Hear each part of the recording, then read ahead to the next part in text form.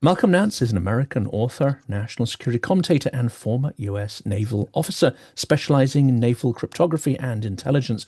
After serving in the Navy from 1981 to 2001, he became a prominent public analyst on terrorism, international operations, and authoritarian threats, frequently appearing on US television as a counterterrorism and foreign policy voice. As many of you'll know, he garnered a lot of international attention by traveling to Ukraine and publicly joining the country's international Legion effort defending democracy. That decision now seems highly prescient because we are engaged in a struggle to sustain democratic values globally. This isn't just a local problem in Ukraine. This is now a global fight, and that's what we're going to be talking about. Before we jump in, thanks to everyone who supports the channel through Patreon, Buy Me a Coffee. It is especially important at this time as I'm about to head back to Kiev in the next couple of days to do research, to film on the ground, and hopefully to capture some interviews for the channel. If you can help support those efforts, I'm going to need to get a lot of winter gear and extra equipment for that.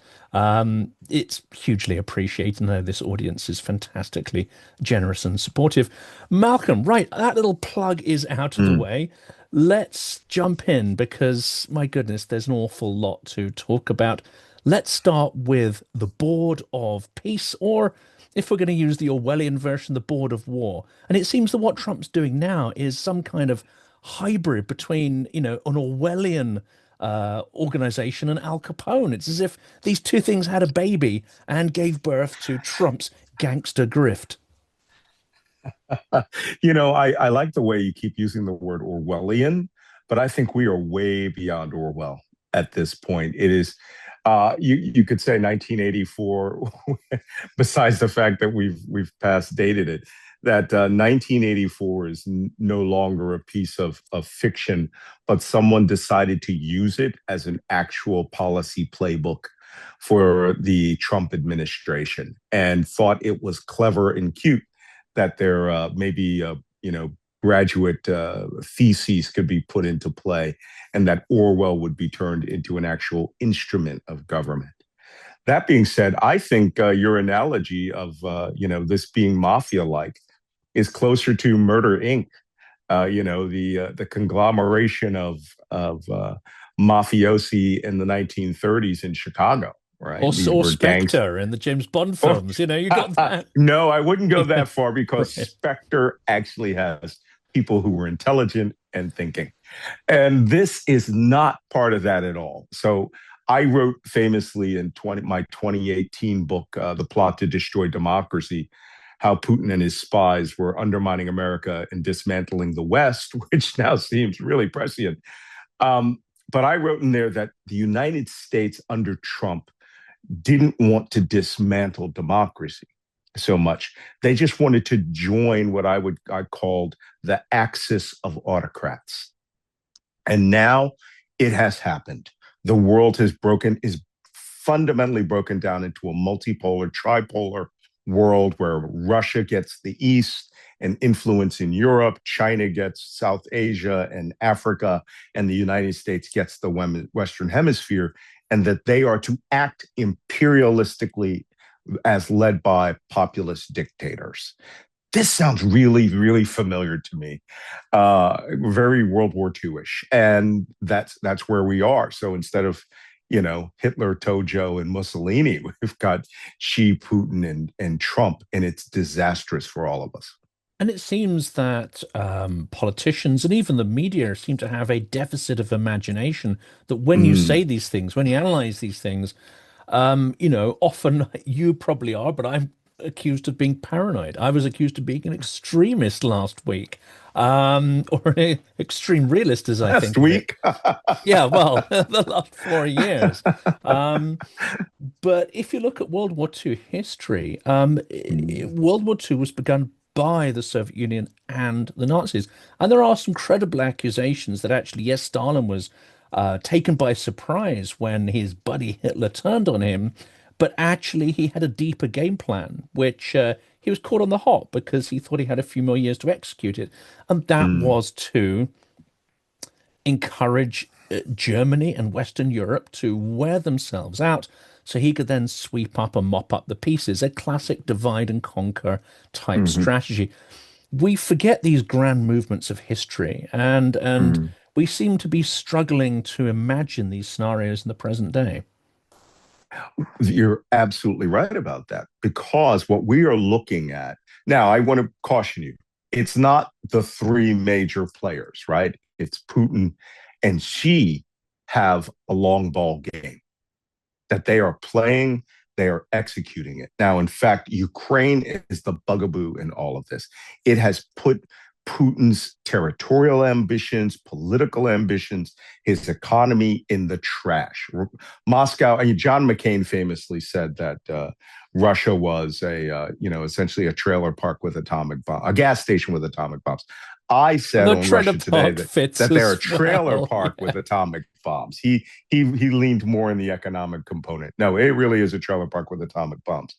But as long as you have this ex-KGB officer who is a former human manipulator, a former human officer who understands the psychopathy of Donald Trump and has been manipulating him since at least 2014, full time, right? You start to see how you have two intelligent players on the field and an unintelligent player who has been pushed to doing what his ego has driven him to do with the mentorship of Putin and the animosity, but admiration that he has for Xi. It breaks the world down to three people. And unfortunately, to have that world, you must dispense with the world order that we implemented on June 6, 1944, D-Day. That's when the world changed for all of us. But to your point, if Stalin was a strategic thinker and Hitler was a strategic thinker and Tojo thought that he could own the entirety of the Pacific, we've gone back to that. We've gone back to that. And arguably, even Xi, who is a dictator, arguably the world has leaned harder into this form of neo-fascism than we did in the 1930s. It's just the 1930s, things were more mechanical. You had to grind people literally to death as opposed to hijack their minds using social media and influence and then unleash them on each other. And that's always been a speciality of, I would say, the Soviets, but actually the Bolsheviks Mm. very early on managed to do this by convincing the rest of the world that their regime was far stronger and far better armed than it was, and dispersuaded them from carrying on the military operations following the First World War to try and take bites out of it. Mm. That was an incredibly effective psyop, and then we see the development of that from there. It's been said, I think, facetiously, but maybe not, that the first country to capitulate in this war against Ukraine was actually the US. Could you sort of address that slightly facetious comment? But also let's dig into what some of the foundations might be of that idea. Well, there's nothing facetious about it at all. That's a fact. The United States is withdrawing from Ukraine. Period. Full stop. Just the relationships between the individuals who were in power. Donald Trump, again, you have to understand the psychology behind Donald Trump.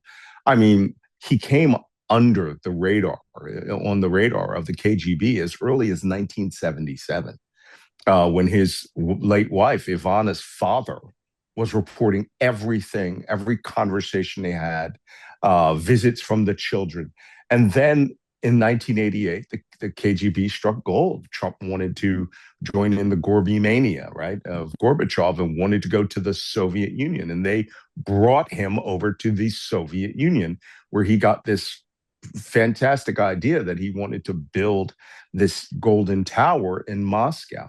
That stuck in his head until 2014, when Vladimir Putin was introduced to Donald Trump as a potential person who they could manipulate and work with.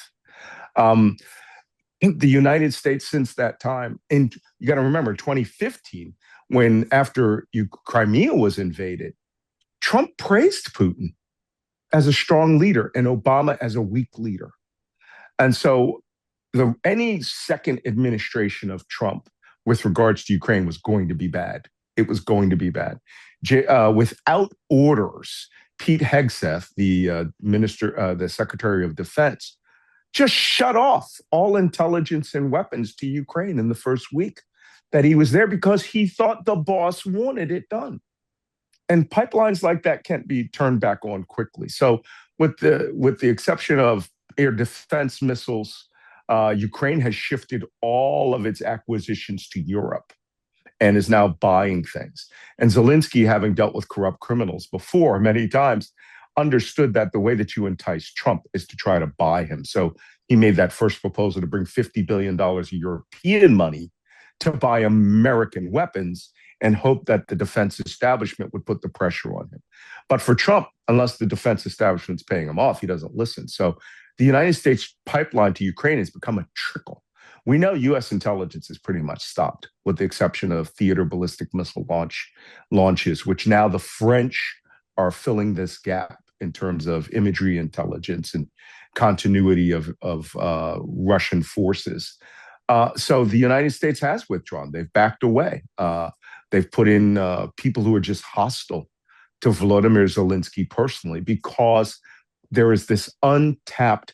I erroneously for about 6 months thought it was $500 million of sanctioned money.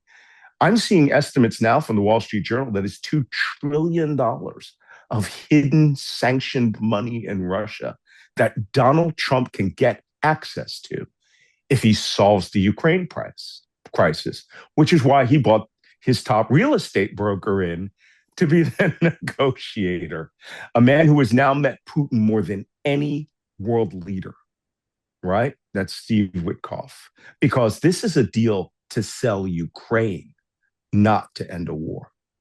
Before we carry on with this video, I'd like to say a huge thank you to everyone who supported the channel through 2025 and all those, of course, who are contemplating supporting us in 2026. We've run many events on the ground in the UK, Europe, and indeed in Ukraine as well. And some of the images of those events are on the screen as you see this.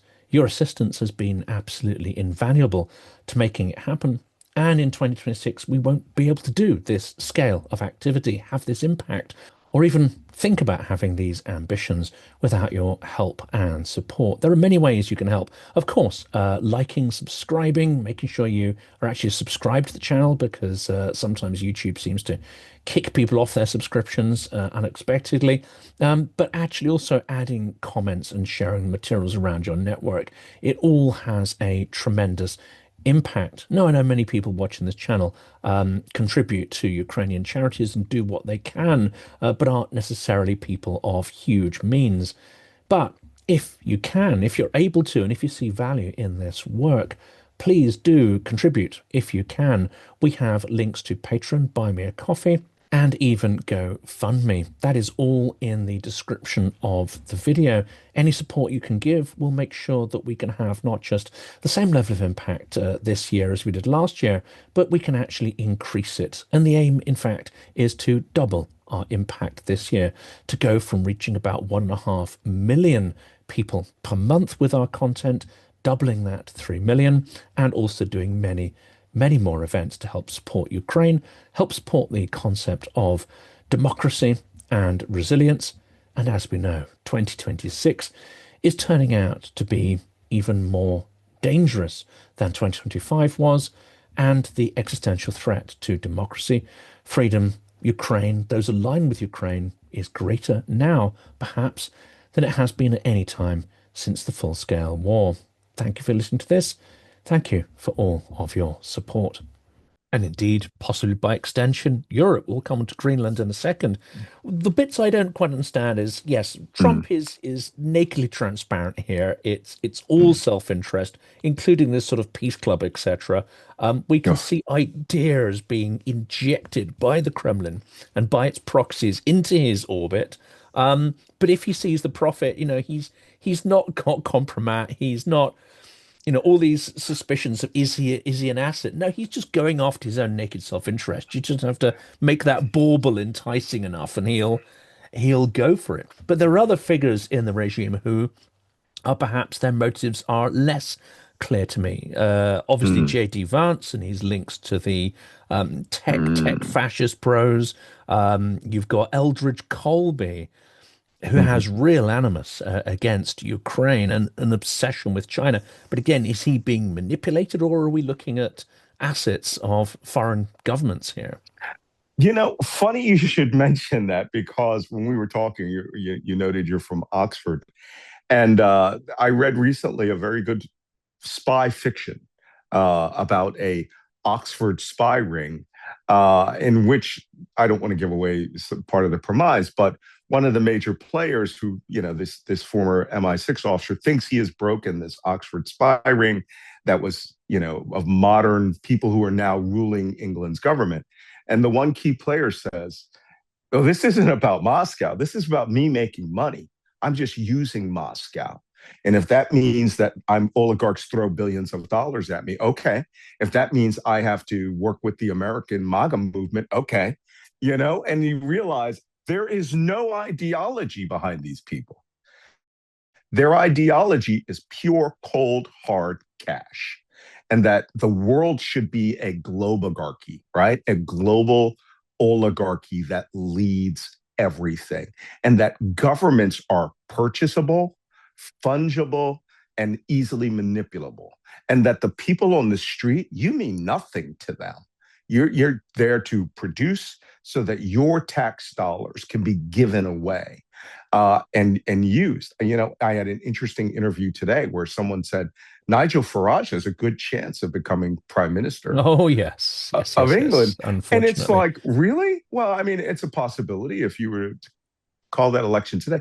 But I think he may get the Pierre Poilievre treatment to where Donald Trump will ruin all of his chances, which is why he made a statement that, oh, this could be a big break with America as big as Suez in 1958. Could be, but I know that Nigel Farage will break for about 20 seconds and then join England into the MAGA club and would likely help threaten Greenland. It all depends on what goes on here. But what I see here is naked, raw power influenced by money. This is without a doubt the worst thing that people ever thought about capitalism. If you've ever seen the movie "It's a Wonderful Life," right, the Christmas Oh, movie yeah. of the people in that lovely little village there in upstate New York. Well, America is not that village anymore. Okay, it's not Springfield. It's Pottertown where the old guy who runs the bank register, it's all casinos and liquor and hookers, right? And that money is made at the top, and the rest of you are supposed to be getting drunk and passing out in the street, right? That is where America is now moved the world. And in turn, to be quite honest, this is one of the reasons I joined the Ukrainian army and then after a year had to leave the Ukrainian army. I felt that I had helped stabilize Ukraine enough after the 2022 Kharkiv counteroffensive, where we liberated 300 villages. And I thought, wow, I've got to get back to the United States. It's breaking. The Western wall of democracy is fracturing. And I'm sorry to say, it's fractured, it's broken. And with regards to America now becoming the new axis of the West, right? The Western Hemisphere, as they call it, the Don Rowe doctrine. The dumb That row is doctrine, have I the christened it? Yeah. the dumb road doctrine. That's accurate. Because again, back to your analogy of Spectre were really brilliant people thinking up very long-term plans. Donald Trump is a moron who thinks only of himself and the sycophants below him who like Mussolini, right, who termed the term fascist a corporate dictatorship of the far right. Corporate being the operative word. He is buoyed by corporate money, and he can buy media, he can buy television, he can buy the American people. He's bought a third of the electorate right now to believing that national suicide is in America's best interest, and we may be at war with NATO soon. And with It's a Wonderful Life, that lovely, scene where the angel comes down. I mean, Poor Ukraine Clarence. Ukraine is that winged angel giving us this small chance to repent before it's too late. The trouble is, through hubris, through lack of imagination, it seems the West is still not understanding that Ukraine is the only thing preventing the darkness from the East overwhelming us. Very, very true. Can I make a quick comment on that analogy you just made? I used to be a consultant for Warner Brothers, and I had a TV idea in which these really good people had passed and gone to heaven and were up there, and it was like battle stations in heaven. And they were like, "What's going on?" He goes, "The a-holing of the world is happening, and we're redeploying angels." So imagine It's a Wonderful Life where Clarence comes down, but there are 5 demons for every Clarence. It's a good angel. Here we are, Potter Town. And even great analogy of Ukraine being Saint Michael, the protector, right? Who is the symbol of Ukraine. Ukraine is holding up Europe right now and is dying. People are dying. My friends are still on the battle line, who I served with. I've lost friends. And if that will hold, I think Europe will hold. The question is, and I think Europe can hold without America, as sad as that is to say. The question is, can there be a great recalibration if there's a change in government in 3 years, or in the next 3 years, will America be so shattered you will have to treat it like the Soviet Union? And this is the trick, isn't it? Because those who've studied Russia and its imperial mechanic, and indeed how they tried to hollow Ukraine out from the inside, which ultimately didn't work, but we forget it nearly worked. It very nearly Right. worked. They're trying the same trick. You mentioned Farage. We haven't mentioned AFD or Le Pen yet, but we have Mm-hmm. Fico, we have Orban, and now we have that clown in Prague Right. parroting Russian narratives. Yes, if Europe can get its shit together, we can stand. But there's no evidence that we're able to keep cohesive under these pressures. And even leaders that have a modicum of cohesion could be replaced tomorrow by those who are far more aligned with Kremlin narratives. It seems to Mm-hmm. me that their informational strategy is infinitely more advanced than their battlefield strategy is, and it's working. Well, it does work. And this is why we lose battles. And the problem with democracy is slow roll. Okay. And we respond as instruments of the defense of democracy when you have a Pearl Harbor. Ukraine was a Pearl Harbor, but technically, right now, we're in late 1943. Okay. We're slow rolls. Or if you want to use an English analogy, we're technically in 1942, where we've lost Tobruk, where we've had a massacre on Crete. We have, Egypt is being threatened in the Battle of El Alamein, and you haven't had a Montgomery show up yet, and the SAS has just started forming. Things are bad. As and what did Churchill say? It's the battle of the winning of the Battle of El Alamein it wasn't the beginning of the end, but it was the end of the beginning. So. And up till Tobruk, we haven't had a victory. So we need to view that in a European context, in that, yeah, you have AFD in Germany, which I find fascinating since it's led by a lesbian whose partner is from India and lives in Austria. Right? Go We figure, right? cannot You make that up. And you have yet, Front who National in parrots Kremlin France. stuff like there's no Yeah, tomorrow. I mean, extraordinary They stuff. they are. They are. And we're in a world where you no longer have to be an ideological. I mean, she's from the East, so you knew that was always coming, right? Uh, but where access to that money is good, and since it's Russian money, it's good Russian money, and that's where I think people are very cynical. Same thing with Farage. If Farage were to come into government, it would be British MAGA, just as With simple as that. Doge and all of that stuff. Yeah, Yep. all of it. And it would smash you as a global power. You'd be finished. You would be absolutely finished because you would be in direct conflict with Europe, and you would align yourself with an America that would, let's just imagine for one horrible second, they invade Greenland. Done.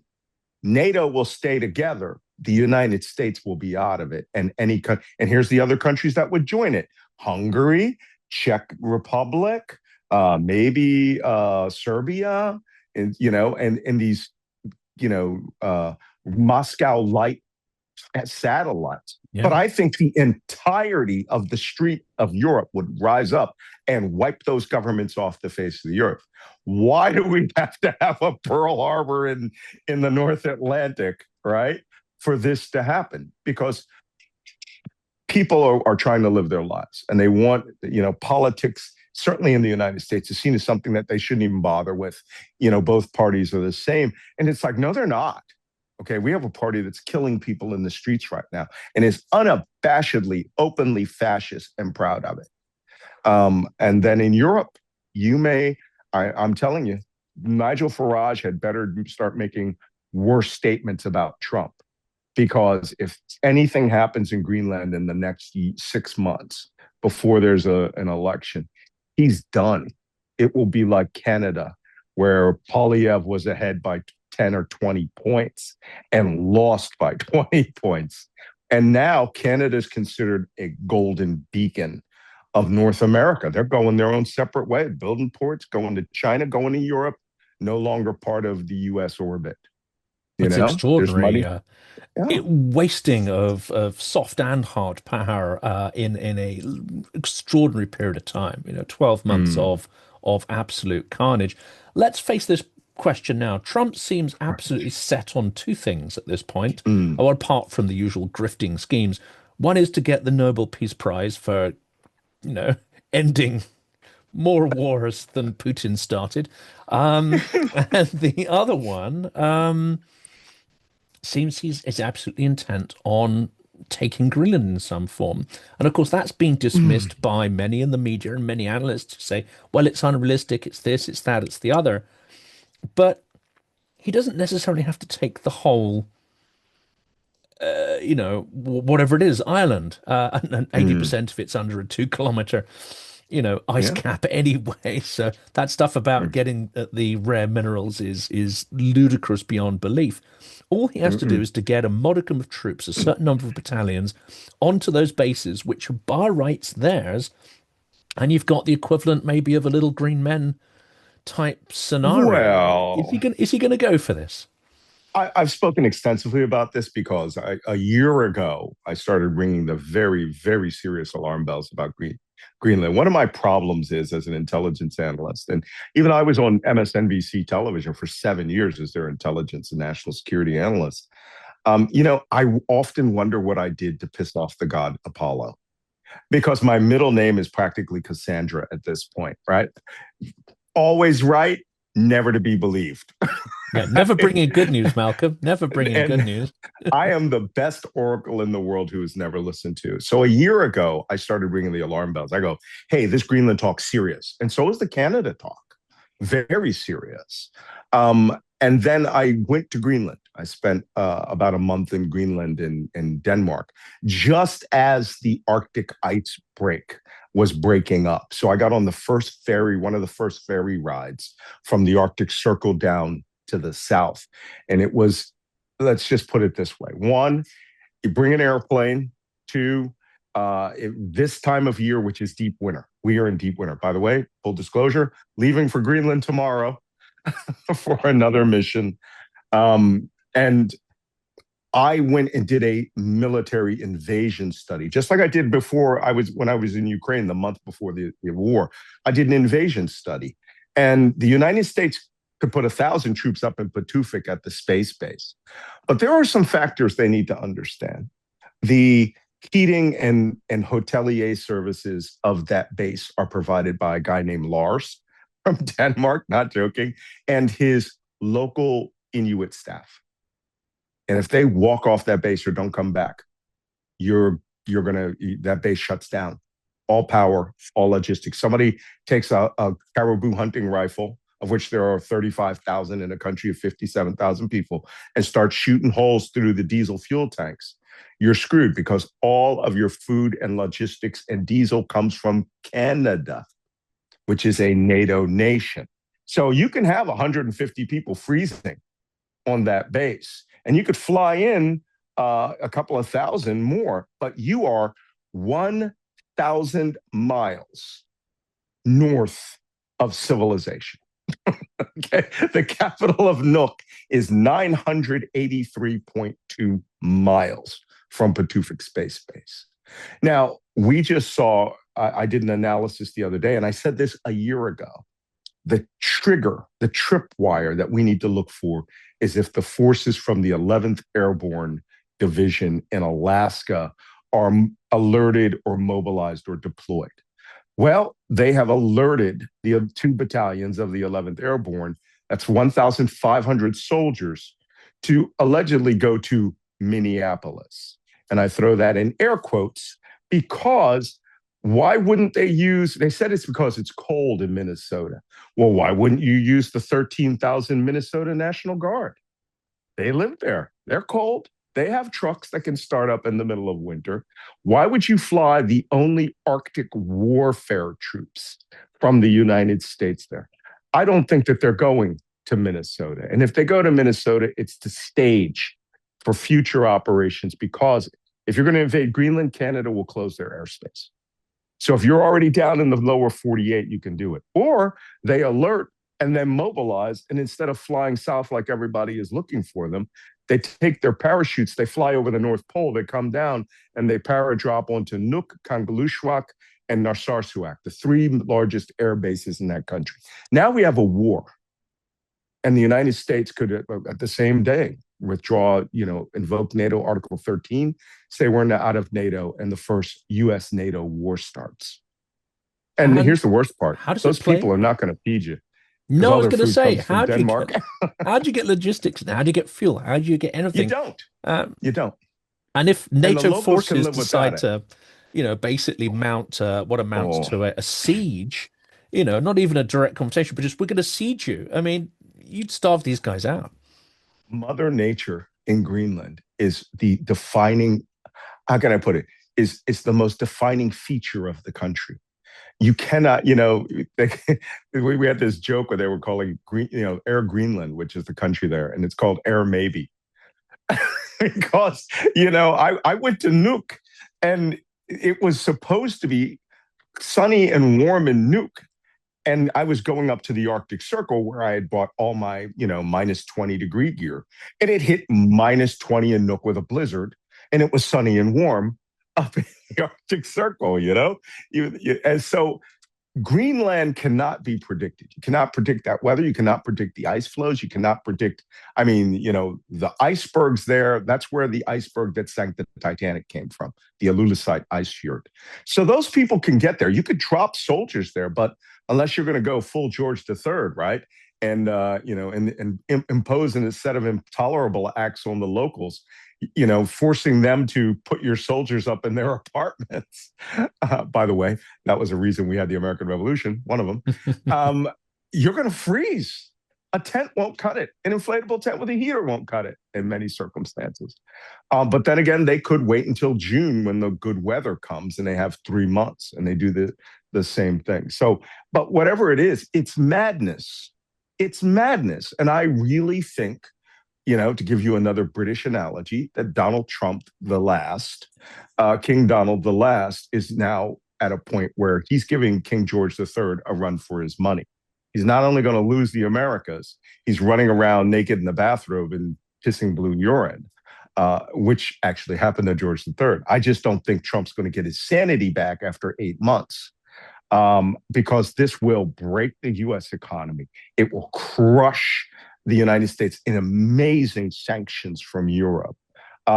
Britain will be forced, as your defense minister said, to close British airspace bases, intelligence sharing, personnel, and resources to the United States, which means island Britain, Fortress Britain the United States will no longer have the ability to project power. Every European base, other than the one in Hungary, will close, but they can't get there because all European airspace will close. So if you wanted to go bomb the Middle East, you would have to in-flight refuel nonstop to Egypt or Israel or Saudi Arabia to go somewhere. Europe will turn into a I don't know, tulip wall against the United States, or a Lego wall against the United States. But Trump will have done it on his own, with 75% of Americans opposing what he's doing. But it's in his crazy head that he must be the president who brings in more land since the Louisiana Purchase.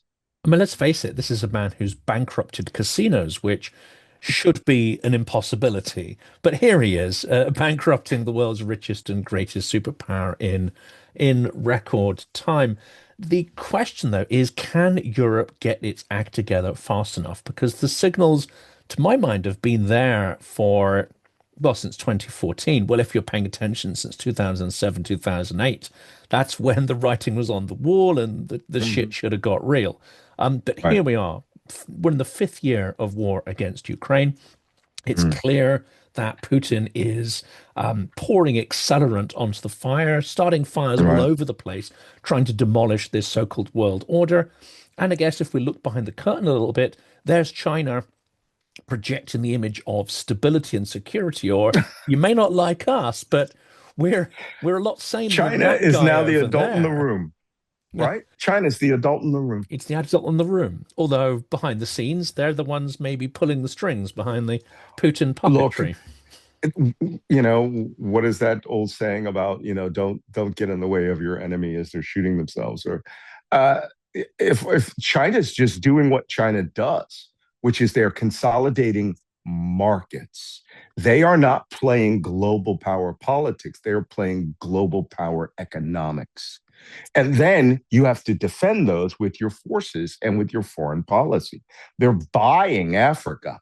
It's just essentially when Donald Trump in his first term uh, took America out of the Asian Free Trade Zone, the Pacific Free Trade Zone, he surrendered all American economic power to China.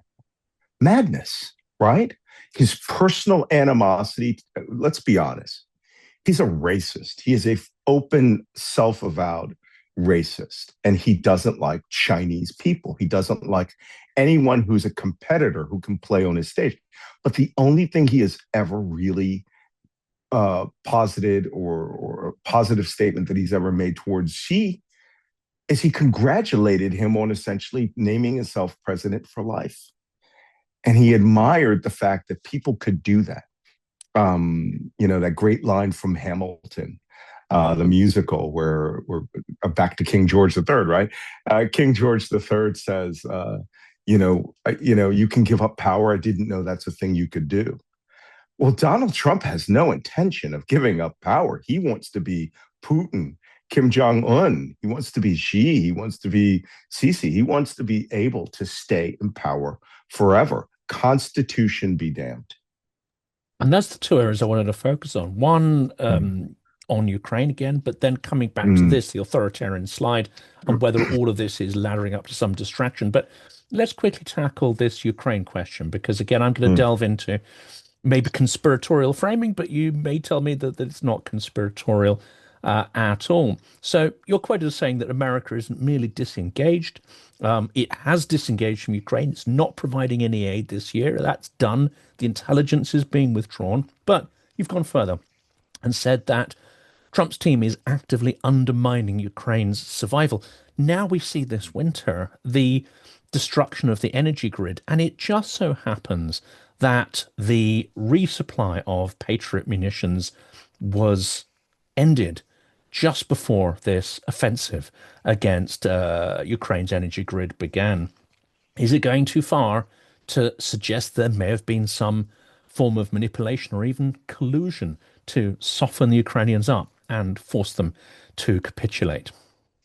No, I don't think that there would have been any collusion. I think what you would have had was good intelligence collection on Russia's part, since the United States seems to work for the Russian intelligence agencies, right? Trump tells them everything. There was a story recently that a Ukrainian intelligence apparently carried out a blue dye test. This is where we give them a piece of false intelligence to see if it comes back through Moscow. Now, Budanov denies this vehemently. There's so much debate about this one, yes. So much Yeah. debate. Oh, I can't believe we'd never do that. Yeah, I believe that happened. I This must believe happen without all the any time. question, it happens all the time. Intelligence agencies do this all the time. I think to prove to President Zelensky that, hey, these guys, they're civs to Moscow. Let's give them something good. That being said, I don't believe that we cut off the Patriots, that Pete Hegseth was like, oh, Moscow says they're going to do a big blitz. U.S. intelligence already assessed that there'd be a big blitz in winter. We had it every year. Russia has been trying to destroy the power grid unsuccessfully for 4 years now. But watching U.S. politics, watching the U.S. weapons flow peter out, maybe even getting intelligence from allies in the House, and you never know who's working in the interest of oligarchs in the United States government. They bought the Republican Party. That's not a joke. They own the Republican Party. I wrote a whole book about that, The Plot to Betray America, how Team Trump embraced our enemies. And they're not abashed about it. They think it's awesome that we're going to get that money, right, from the Russians.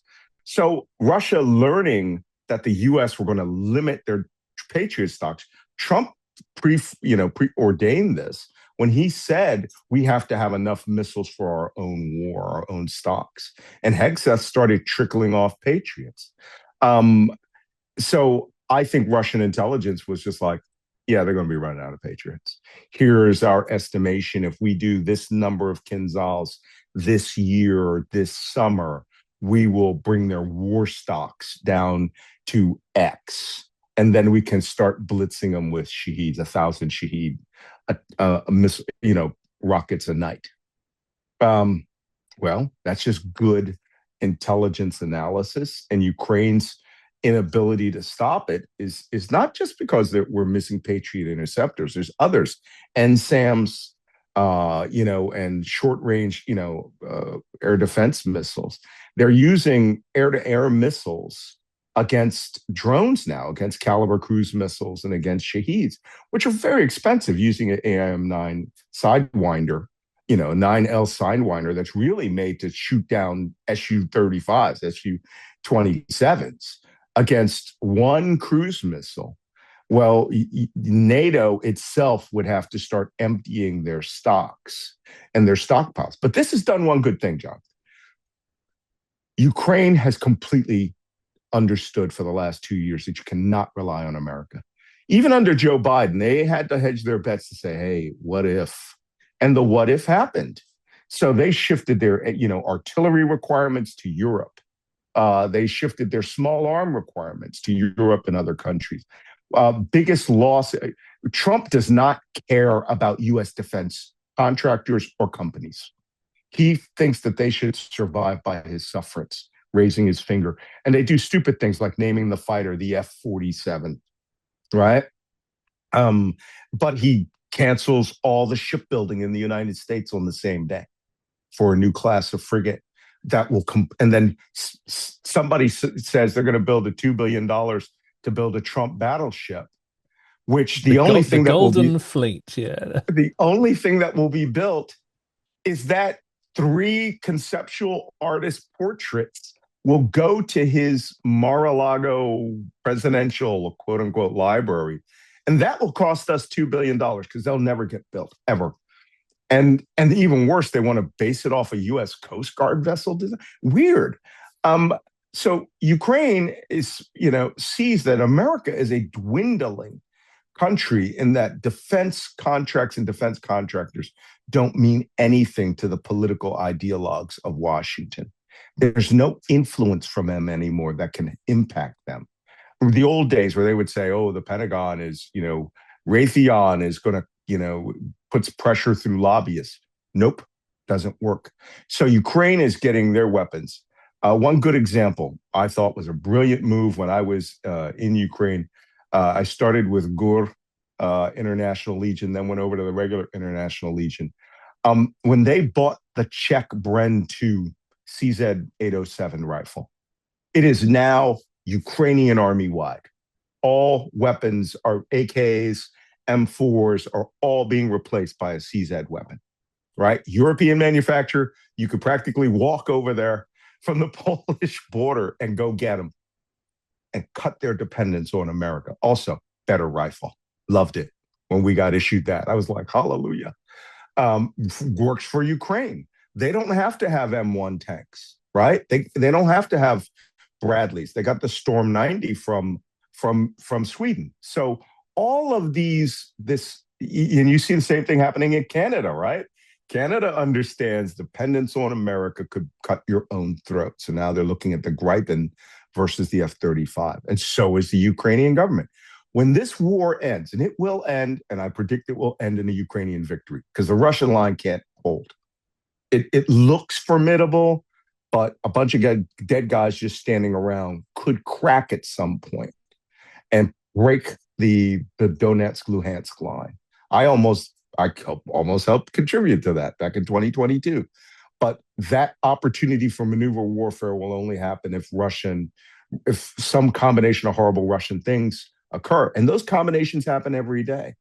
And you may find yourself, breaking through to Melitopol. You're like, how did we get here? And suddenly the Russian line turns and the entire war goes south from Moscow. That could happen. And I think the Ukrainian, knowing General Syrskyi, I met General Syrskyi in the pre-war, met General Pavlyuk in the pre-war, and there was one thing I came away from that meeting with those guys when I was down in Avdiivka. My first thing, I said this on MSNBC that very night, these guys can't be beat. These two guys can't be beat. There's nothing you can do to them. Like Syrskyi, Pavlyuk once said, what happens if they come from the north? He goes, I'll fight them. What happens if they come from the south? I'll fight them. I go, these guys are going to win because they got win in them. And that's why Ukraine is not a lost cause. If anything, Europe needs to accelerate those timetables. France apparently is mobilizing all of their industries for war. It looks like it. Renault is going to start making their own drones. All these companies that are making commercial goods are going to start making cruise missiles for Ukraine. France is putting it in, and hopefully Front National doesn't get a footprint in there. Yes. But it's in Moscow's desperate best interest to topple the French government. Of course, and the British government as well. I mean, we're not necessarily mobilizing or growing the headcount of our military in the way that we ought to.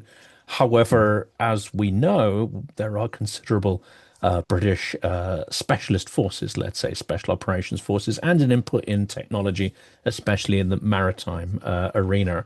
Without going into specifics, all that would come to an end, I believe, under Farage. It would be dismantled. And that would be, of course, he would. He's a Russian psychopath. Yeah, it'd be disaster, absolute disaster. Yeah, I think that book, A Spy Alone, I think is the name of that book, which describes this. Yeah, this scenario. This guy is a Farage-like character who was crafted by the Russians, who goes, "Oh, I'm just using the Russians, right? They're making me money. That's what they want." And that would, I don't think it would end Ukraine, but it would certainly damage Britain forever. Being British MAGA will never save you. It would be a disaster, and in combination with by the way, it would Dominic break up Cummings. the Union. Yes, it would break up the Union too. Scotland would be right out the door. Right? Oh yeah. Well, I'll be there. I'll be moving to Scotland in the first days of a Farage premiership. I can guarantee you that. I actually said at one point, back when Farage was starting all of the Brexit stuff, I said, you could have done what the Irish Republicans couldn't do. You could be responsible for North Ireland joining the South and joining the EU. This is it. I mean, I think that I predicted Brexit would prompt it. It didn't quite push either of those events over the line, but a Farage premiership with Georgian-style Titushki on the streets, hauling out dissenters. I've been told I'm mad to even think that's a possibility. I think it's a certainty. Well, it's happening in America. It's happening in and America, they love it. Exactly, yeah. Well, 30% love it. 30% of the Republican base love it, but that's how do you deprogram them? The very, very last thing then was, because we didn't really sort of get onto the US situation, but a quick one here. It seems to me that the ICE is comparable to the sort of German version of the SA, designed to create provocations. Cruelty is part of the design, it seems, as well, and it's borrowing from the Russian playbook. It's borrowing from the authoritarian slide toolkit, elements of which were used in Georgia, elements of which have been used in Hungary, but we're seeing a lot of those elements being deployed in the US. And again, some people Mhm. say, hang on a second, that sounds paranoid. This seems to me that it is following the patterns almost beat for beat. Yeah, I've said this before. It appears that someone took Shearer's book, The Rise and Fall of Nazi Germany, and thought, this is backwards. Uh, you know, Too and then slow as well. Let's they speed it up. ripped out everything from 19, the first section from 33 to 40, and then put it into a checklist and then sent it to the Heritage Foundation. We are, I got to correct you on one thing. ICE are not the SA. These are not the brown shirts.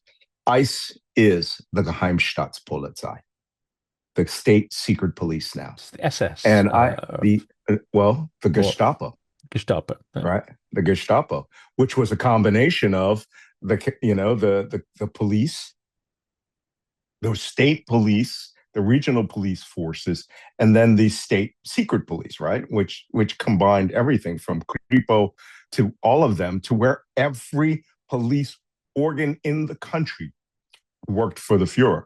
Now, people say this to me all the time. You should not make analogies between the United States. You have to respect the history of the Holocaust. I've been to Auschwitz twice. I've spoken at Auschwitz in conference about the rise of American authoritarianism. So I don't want to hear anybody telling me that I don't know what I'm talking about. No, I'm in a no. country now where I have no idea who these guys are. I have no idea who they are. Their standards were lessened.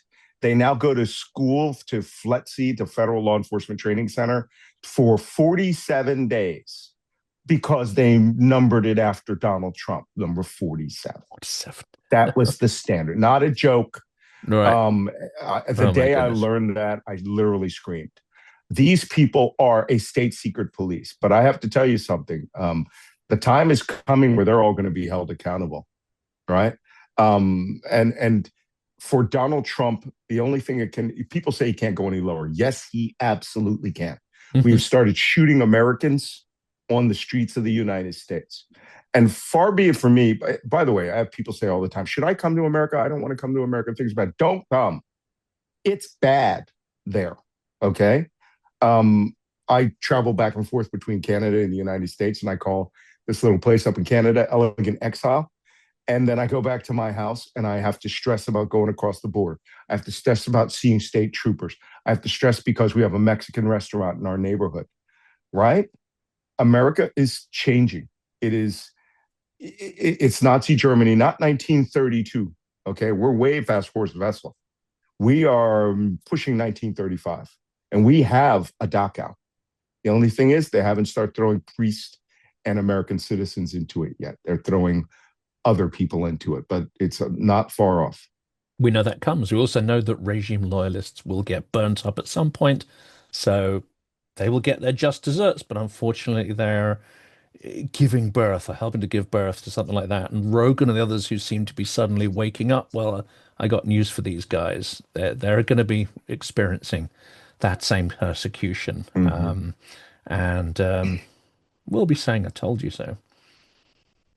Well, what good is that if we descend into civil war? I can't believe my. By the way, as an intelligence professional, I never delve into these crazy conspiracy theories. But my last book, my last New York Times bestseller, was called "They Want to Kill Americans: The Terrorist Militias and Deranged Ideology of the Trump Insurgency." We went from insurgency to now power, right? So they had their version of, the Munich push.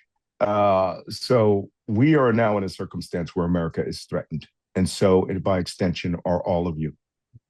This is it. I think we'll continue to be called paranoics and conspiracy theorists, but my own personal experiences, my Yeah. grandparents escaped from Vienna in 1938, 1939, Uh, and I heard the direct stories of how their society descended into exactly the kind of brutish cruelty we're seeing now. So this is mm, not paranoia. This is history, an echo from history, unfortunately. Welcome to the Cassandra Club. No one's going to believe Yes. you. You're right, but no one's going to believe us. For the membership doesn't cost $1 billion, fortunately, unlike the war board or whatever it's called. No, we just need to figure out what we did to piss off the god Apollo. Make propitiations appropriate ones. Malcolm, thank you so much for coming on. There's a ton more we can delve into, and I'm sure with events moving at the speed they are, we'll have that opportunity in the next couple of weeks. Thank you so much for coming on, and I hope your trip to Greenland is massively productive and impactful. Well, thank you very much, Jonathan. I appreciate it. Many of you generously contributed to buying a truck, a 4x4 vehicle for the armed forces of Ukraine in our recent marathon fundraiser for Car for Ukraine. That vehicle was delivered thanks to your generosity and refitted in Lviv with life-saving reinforcements, the doors, windows, and the engine area. That vehicle was destroyed a few weeks after it was delivered at the front in a drone attack. All three servicemen survived with only minor scratches and concussion. Your generosity in funding the vehicle was instrumental in saving the lives of all three Ukrainian soldiers. Now we are launching our Christmas Tree Trucks 2025 campaign. The goal is to raise €11,000. So please help us buy another vehicle for one of the most effective Ukrainian brigades on the fourth Christmas of Ukraine's epic fight for survival against an imperialistic and genocidal neighbouring state. Help us celebrate the heroism of the soldiers who have held the line against all the odds, who fight for their freedom and pay a terrible price, while also, incidentally, protecting the freedoms of Europe.